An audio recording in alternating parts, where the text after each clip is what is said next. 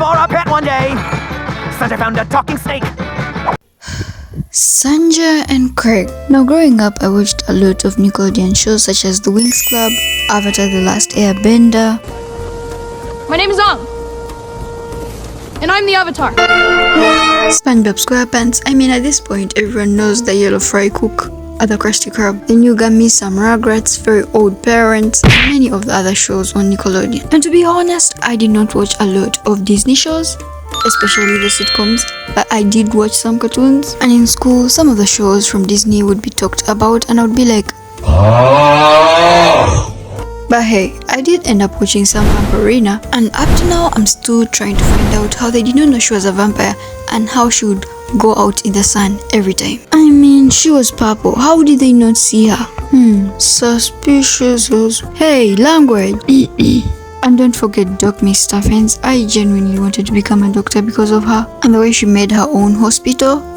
Yeah, but with this economy, I genuinely think I couldn't make my own hospital. And let us not forget about Sophia the First. I mean, am I the only one who Cedric genuinely pissed off every time Sophia forgave him? Plus, you can't forget some Cartoon Network shows such as The Amazing World of Gumball, Teen Titans, though I don't like the new one. I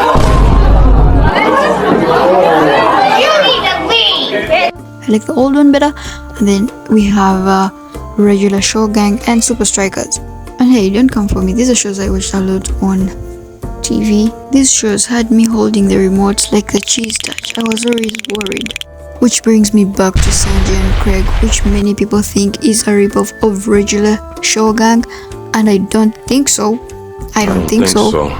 Yes, I don't think so. Sanjay and Craig is a show about Sanjay Patel and his best friend Craig, who is a snake, and they go around having wild quests around their neighborhood. And when I say a snake, I really mean it. His best friend was a snake. Some of you might be confused, be like, what are you talking about? What do you mean he's a snake? What do you mean his best friend is a snake? Well, I don't know. Sanjay entered the pet shop and picked a snake instead of a dog. So, yes, a talking snake. He found a talking snake. What was Sanjay taking? It came around a time where most of the big shows of Nickelodeon were ending, and then Nickelodeon wanted new ideas, which let us have the greatest of all, Sanjay and Craig, which might have grossed out a lot of people, including me, but hey, it was a nice show. So, if it ran for 3 full seasons and over 60 episodes, why isn't it talked about as much today? Part of it was the timing. By 2016, animation trends were shifting away from pure gross out slapstick towards serialized story arcs and deeper character development, while Sanjay and Craig stuck to its episodic chaos formula from start to finish. When it wrapped up, Nick moved on fast to the next wave of shows like The Loud House. The thing with Sanjay and Craig is that unlike a lot of duo cartoons where the main characters constantly fight or sabotage each other, Sanjay and Craig were absolute ride or dies. Craig wasn't just a pet, he was the ultimate wingman, hype man and mastermind. Add in their core friend group Hector with his eye patch and Megan Sparkles with her hyper-competitive energy, and the show actually had a solid dynamic that kept the chaos, even though sometimes it was hard to watch with all the farting and barfing, which I genuinely would skip a few episodes of. Compared to Regular Show Gang, Sanjay and Craig did not have a genuine plot from the beginning to do some stuff, but in some episodes it would be absolutely cool and I would literally sit down and watch it. What made Sanjay and Craig stick wasn't just the wild plots, it was the weirdly stacked cast of characters. You have Hector with his eye patch bringing maximum weird kid energy, Megan Sparkles acting like the hyper intense pageant queen who Loki has a crush on a reptile, and Leslie Nudman who exists purely to have his life ruined by 2 kids and a snake every single day.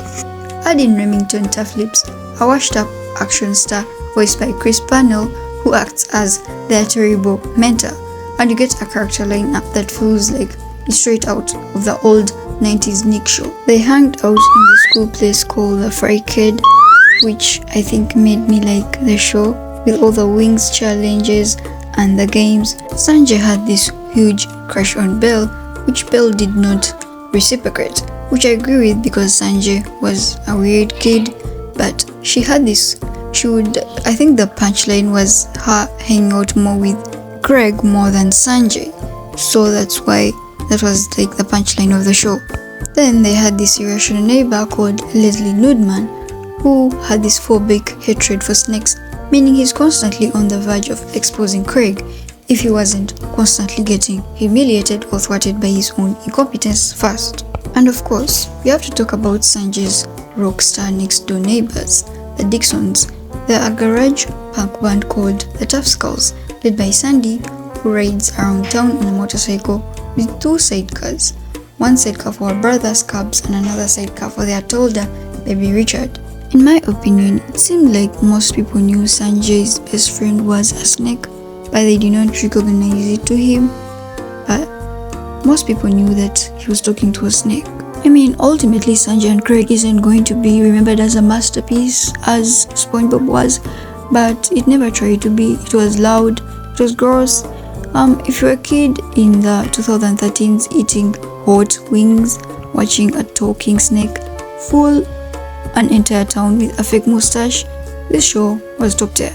Anyway, let me know, was Sanjay and Craig actually an underrated gem, or did you turn off the TV every time a fat joke came in? Drop your favorite character or episode down in the comments. Hit that like button and subscribe for more deep dives, and make sure to like the video. Thanks for watching. See you in the next video. Bye! Down among the pile, discarding humor.